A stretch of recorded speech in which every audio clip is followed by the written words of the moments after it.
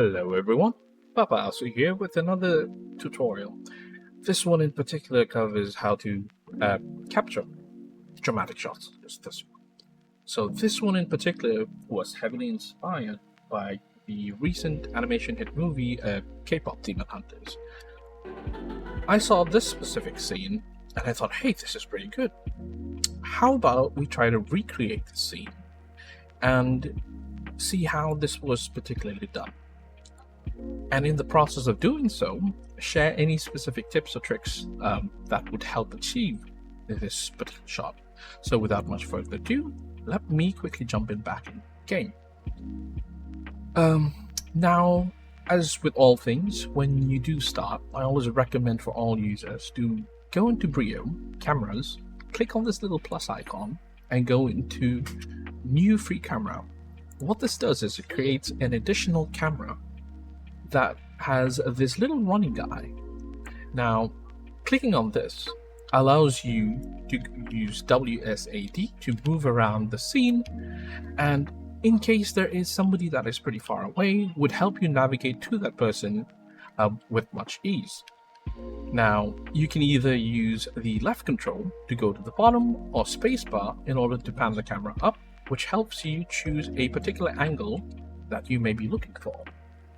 Now, once you load in your character, a particular question comes up, and this was also raised in a tutorial that I previously posted. What if you were locked into your GPose with someone and that particular person did not use the emote that you were looking for? So this is where I will introduce to you a magical feature under Brio known as animation control. What this does is, this might be a little bit hidden, so you may need to expand it, and this allows you to select a base emote as well as blend, and this allows you to combine two different emotes. So for example, for this particular shot, I want to be using the lean emote. So you select the lean emote, and once you've selected the lean emote, let's just say, hey, I don't want to go around and mess with any of the settings for the face. And what if you wanted to add something like a smile, a smirk, and that's where this option blend comes in. You can select a particular emote, such as content. And as you can see, I now have the lean emote as a base and the content as a combined emote. So you can always press pause if there's a particular position that you like. And in case the particular, sorry, I'm just going to be turning off the filters because the depth of field tends to mess with it. You can run through the scrub bar in case you want to choose a particular position. And this is quite helpful, especially if you've got emotes that have a long sort of animation, such as the photograph emote. The photograph emote tends to have that little thing where you look into the camera, pop your head out and do a little smile. So this allows you to pause it, run through the scrub bar and choose any particular position in that whole animation cycle. Take note that for the base emote, you do not need to own the emote or purchase any particular emotes. Every emote that has existed in the game, such as the exclusive ones like the KFC, is available in this list. So this would definitely save you from going into the Mog store or trying to buy a particular emote just for a GPose. One thing in particular to mention about the blend is not all can be combined with the base emote. For example, what I've found out is any of the emotes that have this yellow background or blue background, this helps combine it with the base emote due to the as there are certain emotes that tend to have sort of flailing animation or hand movements, so they may not work if you try to combine those two. However, choosing one with the yellow background or the blue background tends to work in a lot of the situations. So experiment and find out exactly, if there's a particular position that you'd like. So without much further ado, let's jump into the lighting part. And what I'm going to be doing is I'm going to be creating here a new light area. And what you want to be doing is clicking on this little eye icon locate where your particular light is, and I can see that over here it's been positioned. And what I've been trying to recreate is I want the light to bleed through this window, and so this would also create a shadow in the process, and you'd want to make sure that you move the light outside the window over here. In case you're wondering how you go about having this movement, is you would click on this little icon over here, and you would get this little box where you can select and move around the light freely on where do you want it. So I chose the light over here, but you might be wondering, where's the light? So this is where you need to go into the transform editor, and you'd need to move around and see exactly where did the light sort of position itself. I need to find out. There we go. I can see the lights there at the bottom. So I would choose over here this particular position. Let's realign it. This might be conflicting with my particular old one. So I want it to be sort of a little fade over here. So I'm going to be choosing this angle. And once I've locked in, I'm going to be making sure that I adjust the size, such as, hey, I kind of want this a little bit stretched out, a little bit smaller. And there we go. So now this looks exactly like something that I'd want. Stretch it out. Yeah. Now, you might be wondering, hey, I don't see that little shadow line pop up. So this is where you need to right click, go into the edit lighting, and once this little window pops up, you go into shadows, cast character shadows, and as you can see now, we've got this little shadow line. There are a few incidents where this might not particularly work correctly, and that's where you need to start messing with the shadow range. So as you can see over here, if you mess with the shadow range at a particular angle, you can see that the stilt on the window gets casted, and now we want to be moving this a little bit down because we want it on the camera, on the character in particular. So I've chosen it here, and now we're going to be adjusting the shadows just a little bit further, just to make sure that we get this nice little cast as well. I don't want this bar here. Yeah, over here. And now we're going to go into the light, and we're going to be adjusting the fall of angle. This is what creates this little blurred edge that gives it sort of a realism. And I want it here, yeah, somewhere here. I'm just going to be moving this light bit, and I'm going to be turning down the intensity so this doesn't mess with it. I'm going to move it down a bit. There we go.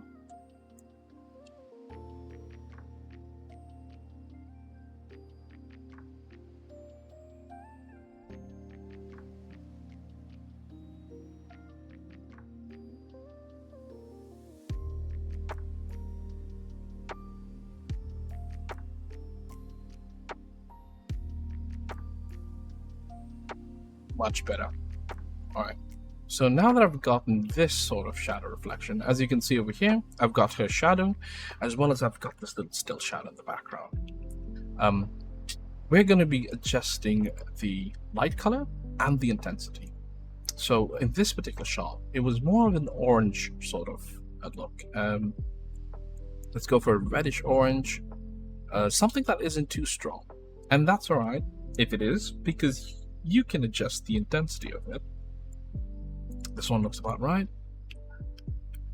And we want to go into the intensity and pump it down a little bit, so it gives it that nice little afternoon look on the character.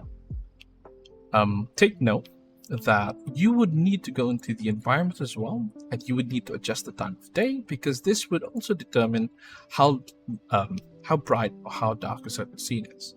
In this case, we're going with an afternoon look, so something like 1900 looks pretty good. It's not too bright, but it's not too dark either, which gives it just about the right lighting that I need. Now, in this particular screenshot, I have noticed that there's sort of a greenish blue tint that they have as well. And this is sort of the afternoon look it gives, when the light sort of bleeds into a building. And what we're going to do is we're going to be creating another light, which is, in this case, we'll be creating a point light. Once we target the point light again, there you go, guy. I want it to be where it's just enough light for the face, but not enough that it would override the orange light that was previously created. So I'm just going to be moving it a bit here, and I'm going to be lowering down the intensity of this. And then I'm going to be starting to change the color to something that was a bit of the bluish tone. Yeah. So once you're done adjusting it, turn down the intensity to somewhere where it's less aggressive. There we go. And you can see that you can combine different sorts of lightings to give this nice little dramatic effect, where now it looks like a sort of an afternoon. Light is bleeding into the building, and you've got this nice little shadow cast as well. Now that you have this locked in, this is where the filter part comes in.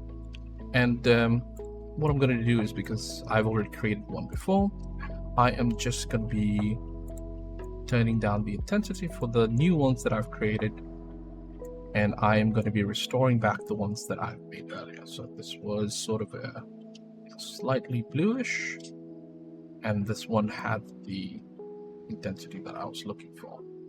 There we go. Now, take note, when you do go into G-Shade, there's some particular things that you need to know regarding about the position of how you want certain things. For example, I wanted the black bars that shows up. So that is under the filter called aspect ratio. Now, there is aspect ratio composition, which allows you to choose how a particular, let's see, fractions, and turn it on. And what I'm going to do is I'm going to slide it down to 8. So this gives you the little black bars, and you can preview and see exactly, like, are you getting that little shot that you're looking for? Is it as dramatic as it is?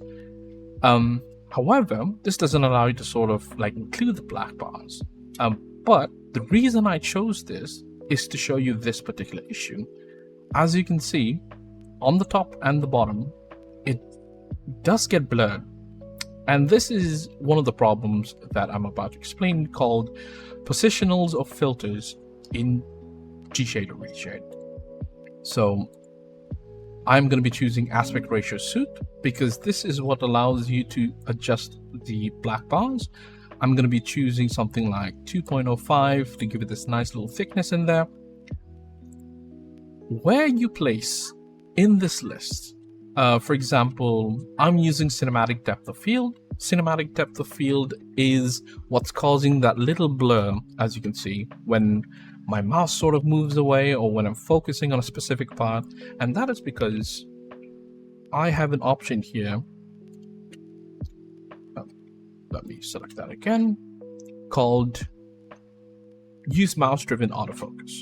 So these two options, when combined, doesn't require you to mess around with any of the settings. However, you may need to mess around with the aperture, just in case things may be a little bit too blurred when the object is too close. So I sort of want it where the character is pretty clear, but everything else is blurred. And so I'm going to be using something like a lower aperture, like 5. And as you can see, what's happening is when I highlight over the character, this gets blurred. The background gets blurred. However, this also becomes a problem when you start combining with something like the aspect ratio. And as you can see, aspect ratio composition is here. And now if we're trying to look for cinematic depth of field, there we go. So if I move this, for example, before cinematic depth of field, as you can see, the black bars have become blurred. And this is what's causing the problem. So now if you move it after any blur effects, this does not get affected anymore. And this is also how I would recommend moving around different filters, such as any of these additional filters or previously chosen filters, such as HDR. You can move it up and down in terms of the priority list, and this will dramatically change how certain effects or how certain images turn out. Let's see, for example, the Technicolor. So if I move it below or if I move it above, let's see if I can move it a bit. Where the tint, there we go. If you can see in the background, moving around the Technicolor in the priority list tends to give very different outputs. There's a yellowish tone when I move it above here, and if I move it down to the bottom, it's sort of a lightish tone.